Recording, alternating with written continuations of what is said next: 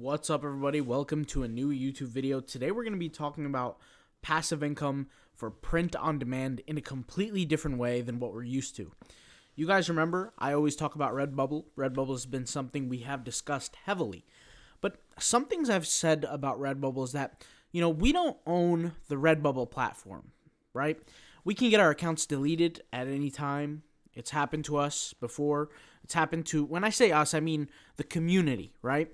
It's happened to people on Redbubble. It's happened to people on Merch by Amazon. Me personally, I had my account removed on Merch by Amazon. And there's a lot of benefits to essentially owning the platform, right? Now, the biggest thing that drives people away from starting their own website outside of these platforms, well, first of all, is that it costs money. It costs money to own these platforms. It costs money to create a website outside of these platforms. Now, the money is not that much, right? So, for example, I'm here starting a Shopify store, and this Shopify store costs $29 a month, okay? And that's without the apps, okay? Now, a lot of people would say, that's a waste of money, etc. You could just create a store on, you can create a store on Redbubble. You can do a Merch by Amazon store and all that. And yeah, that sounds great. But like I said, the problem is control. The second thing is the marketing, right? A lot of the times when people create these Redbubble stores and things like that, they're relying on Redbubble to do the marketing for you, okay? But what happens when you can't use that platform anymore and you don't know how to do any kind of marketing? Where do you go? Where do you run to next? How do you make your money? The answer is you don't. You struggle just like everybody else. And so something that I'm going to be starting in 2022 is that when I create certain designs on Redbubble, I'm going to put those same designs on my personal website. And my website is going to not only drive traffic, but it's going to give me like a plan B in case something happens with the Redbubble. Now, in most cases, I would say plan Bs are worthless. They're not relevant. They don't help. But in this case, plan B does help because we can't control the outcome. If it was a business that we were starting from scratch and we had the control over the outcome that we wanted, then the plan B wouldn't matter. But in this case, we can't control what Redbubble chooses to do. And I've actually mentioned I would do this video a few weeks ago, maybe 2 weeks ago, and everybody said they wanted to see it, so here it is. So essentially the way this works is that you're going to create a website, just like the one you're seeing here. Now, what you're seeing here, this website, guys, this website is a demo for the theme that I'm using for the Shopify store. For those who don't know, on Shopify, you have something called a Shopify theme. The Shopify theme is what creates the design of your store. Now, if I'm going to go all in and I'm going to take my time to invest in a print-on-demand store, I'm going to need a Shopify theme that's going to fit my exact needs. Now, I've done the research before. I have Shopify stores that I make money off of on a daily basis. I have e-com stores. I have a lot of things aside from just print-on-demand, as you guys know. And, for me, having a website is one of the things that I started doing business in, right? So I'm very well versed in this area. Now, the theme that I'm going to be using is from a website called Theme Ocean for this whole series. And if we go over here just to Shop All, let's go ahead and click on this. This is the theme that I'm using. It's called the POD Premium 2.0 theme. Okay, they also have something called the Sportswear Max theme, which is also a great theme. But for print on demand, this is what I'm using. And they have a demo here. You guys can go ahead and click and read through all their features, read through all their benefits, etc. But they have a demo. Once you click on the link, you guys can take a look at this demo. I'm just showing it here. But this is essentially how the future of my print on demand store is going to look like with all the designs that I have on Redbubble. Now, the thing that's interesting for me is that all the designs that I'm going to have on Redbubble, I'm going to transfer them also and create them on Printful. You guys know Printful. So Printful is a place that can do print on demand very similarly to Redbubble. The only difference is that design goes to your website, okay? So the key difference between print on demand, where you own your own website, and a platform like Redbubble is the marketing. These platforms will do the work for you. Now, For me, I'm going to be using SEO. As you guys know, Redbubble doesn't pick up 100%, or excuse me, Google doesn't pick up 100% of your designs and gets them ranked on Redbubble. Well, what I'm going to do is I'm going to create the same design, and I'm going to give myself double the chance of getting ranked on Google by now creating the links and the product listings on my Shopify store. And here's an example of a product. You guys have seen this product here, and this is literally uploaded from Redbubble. Okay, you could see the t-shirt, the design, etc. And I'm going to use the SEO to market this for me long term. See, my game plan with this, since I'm doing so many designs, is I'm going to go with a long-term game plan. The way I look at this is I'm going to be creating 10 Redbubble stores over the course of 2022. So at the end of this year, I'm never going to be touching another Redbubble store that I currently have, that I currently own. I'm going to be only creating brand new ones. And the idea is 60 designs per store per day. And a lot of those 60 designs could be variations, could be, all these different things. Well, those 60 designs, if they just get deleted off Redbubble or they get removed, then my hard work is gone. Well, what I'm going to do is I'm going to post them on Printful as well and send them over to my website. My website is going to house all these products, and then it's going to give me double the chance to get ranked not only on SEO, but also duplicate my sales and increase the amount of money I'm making. Now, over the course of a month, a year, 2 years, 3 years, etc., that's when the results are going to multiply, because not only is the number of designs going to add up, but the SEO is going to kick in, and so is my other types of marketing tactics. I'm going to be using advertising. I'm going to be using, paid ads like Facebook ads, Google ads, etc. And I'm going to be doing really, really well from a Google perspective, because Google is my wheelhouse. That's where I kind of started with the success, and that's where the majority of income that I make comes from, SEO specifically. Now, I can't say that I'm a full-fledged, all-out expert on SEO, but I do very, very well for myself in SEO. In fact, all the money that I make today comes from SEO. So that's kind of where it all stems from. For my side businesses, for all the different blogs that I run, all these kind of things. So I've been in that world for a while, and one of the easiest things for me to get ranked on Google are products. The images, the products, everything. I've done it before, like I said, so I'm not really worried about the process. But this is the kind of template that I'm going to go with, the theme that I'm going to go with, which is this theme right here, which is from Theme Ocean. Now, the thing that's interesting is that I've broken down the science to having a successful e-commerce store, and it comes down to two things, okay? The first thing that it comes down is to the perception that you give to the consumer. That's the first thing. And the second thing is the quality of the traffic. So there's only two aspects to it. And when I say the perception that you give to the consumer, I'm talking about the overall design, the overall figure, the discount codes that they see, the way that the website is set up, the images, the quality, every aspect, these little things that catch people's attention, incentivization bias, these scarcity tactics, the little social proof things, all this has to do with, or all of it kind of contributes to the perception of your consumer. And then the second thing, like I said, is the traffic, the quality of the traffic. Now, obviously, I'm not going to be paying for bot traffic or fake traffic. When I say bot traffic, I mean fake traffic. I will be using Instagram bots if anybody has a question on that, but that is something that I'm going to be using. But when I say bot traffic, like I said, I'm talking about referring to fake bots that come to your website. The quality of the traffic matters because the person has to have a genuine interest in what I'm offering to begin with, okay? If the product is, let's say, a Christian-related t-shirt, I'm not going to target people who follow Buddhism, okay? Does that make sense? It just, whether it's from paid advertising or whether it's from, Google or whatever, okay? And when I say with Google, I'm going to be optimizing my listing or my web page, my product page for that specific Christian keyword that's on the product. So it all kind of comes together in the aspect of traffic. Well, in the aspect of the design of the website or the perception, well, the theme is going to take care of that for me. I'm not going to have to really worry too much about that. And there's a few reasons why. So I've broken down this before, but I'll talk about it again. So when a consumer comes to your website, there's always this percentage of doubt within them. Doubt that they're not fully sold on the product yet, okay?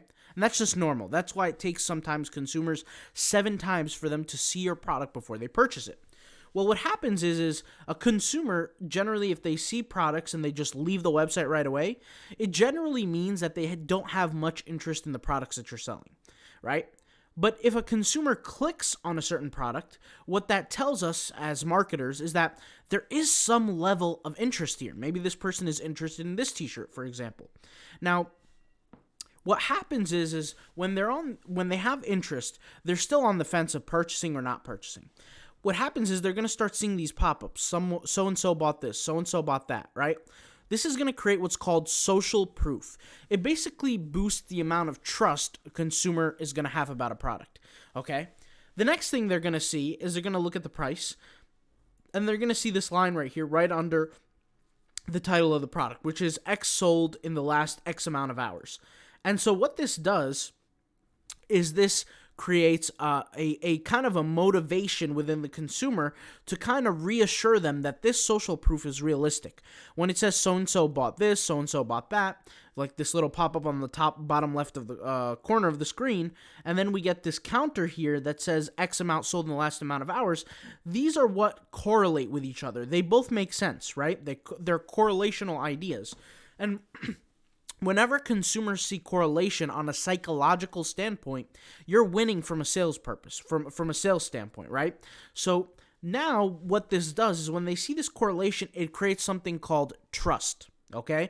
When a consumer trusts your website, trusts your business, and they have a general interest of the product, what that does is that increases dramatically the drive for the consumer to purchase your product because now they trust. That's why one of the reasons why Amazon is so successful. It's because consumers trust that, they're not going to get scammed out of a product, or they're not, they're not going to lose their money or anything like that. In this case, when a consumer comes to our website, has a general interest on the product, and sees that there's social proof in sales, they increase that, this is a website that's well known and it has some trustworthiness behind it. Well, if we scroll down here, look at the products, the first thing obviously is we see these trust badges, which you can kind of customize these yourself. This is just an image, but above it, it says real-time visitor count, X amount of visitors. Now, what this creates is called motivation bias. So what this motivation is that this is going to now motivate the person to purchase the product, okay? And the reason why is because the consumer sees that the product is in stock. They see that a certain amount is sold, they see that there are pop-ups, but there's no guarantee that the product is going to stay in stock forever. So what this does here is this real-time visitor count that's constantly changing. It's motivating the consumer to essentially step forward and now add the product to their cart and check out before someone else does. And this is what's actually referred to as scarcity bias. When there's a lack of something, or a consumer thinks that there might be a lack of something, the chance where the consumer buys is much, much higher now, even more. And what happens is when you have these motivators, like right here, right here, right here, all these different motivators, and also along with here, where you get it, a early shipping motivator, all these different characteristics, these psychological characteristics combined, create something called lollapalooza effect. Okay, this has literally been studied by doctors. Okay, lollapalooza effect just means that when you have multiple motivators coming together at the same time in unison, the motivation to do something goes up dramatically. Okay, so and really how doctors found out about this over the period of time, different psychologists, is they have studied what has kept human beings alive over time. And it is these psychological drives that are in us from 10,000 years ago. Things like scarcity. If we know that there's a lack of food in the village and there's only that one animal, we have that motivation to go attack it because of the scarcity, right? It's the same, and we see this today, guys. If there's going to be a hurricane or tornado or some kind of warning, even the virus, the coronavirus, when there were warnings of it, what did people do? People would line up outside of the gas stations and the grocery stores to just pile up and purchase whatever they could. Why? It was just a scarcity motivator. When people are worried of a lack of, it increases motivation along with other things. This is an example of incentivization bias.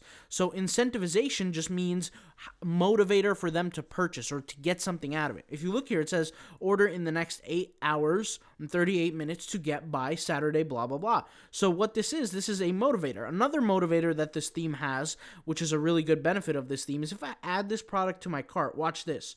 What's going to happen is I'm going to get an upsell here.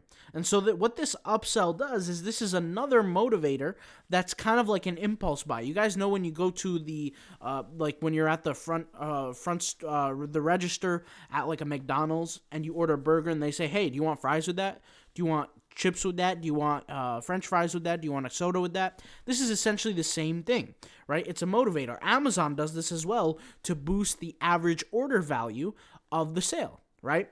Something also that happens is if we go here to the view cart, you could see here it shows spend $181 to get free shipping. This is a free shipping motivator. And what this does is this motivates consumers in order to get free shipping, they have to spend X amount more. Now you could change what this number is. For me in my print on demand store, if I know that let's say the average order is for $45, I'll say get free shipping by spending $60 or more. So I can motivate people to spend that extra $15, right, just to get free shipping. So I'll essentially be increasing my average order value. And with all these different motivators, guys, when you put them all together, at the end of the day, what it really does is it increases your conversion rate. And what conversion rate generally is that let's say you have 100 people who visit your website. Out of those 100, if you have 4 people that purchase, that's 4% conversion rate. If you have 10 people that purchase, that's a 10% conversion rate. I've shown this on the YouTube channel before, but the highest conversion rate I've ever had in my life was a 33% conversion rate on a specific offer. The next highest one was 24, and the one under that was 17. And I still have those businesses till today producing me income, passive income that I don't have to market anymore. I don't have to do any work towards because the traffic was coming in through SEO. But if you think about that logically, that means for every 100 people you drive to a website, that is a 33, like my highest one, 33 people out of 100 are going to purchase, which is unbelievably high. The industry average, I believe, on Shopify is about 2%, which is actually drastically low. And if you look at the numbers, 99% of Shopify stores that open within the first 3 months close down. There has to be a correlation there. And the correlation is the lower the conversion rate, the higher there is the chance that your store is going to close down because you just simply are not making enough profit. So for me, the two most things that I'm paying attention to the most is my conversion rate, which really comes down from the perception of my store, right? Which helps me with the theme that I'm going to be using. And the second thing is the quality of my traffic, which that will come on its own when I create more listings on my website, when I create more designs, when I do more SEO work, when I pay for advertising, especially retargeting ads, all that kind of cool stuff. When it comes down together, it's going to be the formula for a winning business. This is how I ran every single one of my businesses when I first started. And the best way to do it is, like I said, with a little bit of funds, not too much money, because once you add too much money into the equation, you start losing your way. If you look at it, it doesn't really cost too much. For me, the print-on-demand theme is going to cost me $99, so roughly $100, let's say. The Shopify store is going to cost me $29, okay, a month. Let's just say I pay yearly for that, so let's just pull up the calculator here and get this going. $29 times 12, because I want to pay yearly, is 100. Oh, sorry, I typed that in wrong. 29 times 12 is going to be $348. So $348 plus the 100 for the theme comes out to $448. I'm already making more than this monthly on the Redbubble stores. So with this number, this $448, this is going to cover my whole year's worth of expenses for organically, and I can make that back very easily within the first few months. So for me, this is a winning formula, and I'm going to start in 2022 when I start all these new stores. All right, so I know you guys have been asking for this video, and I said I would make it, so here it is. I finally decided to make it. I will be using Printful, and we'll see how things go, all right? I'll talk to you guys later. Thank you guys for watching. Peace out. Bye.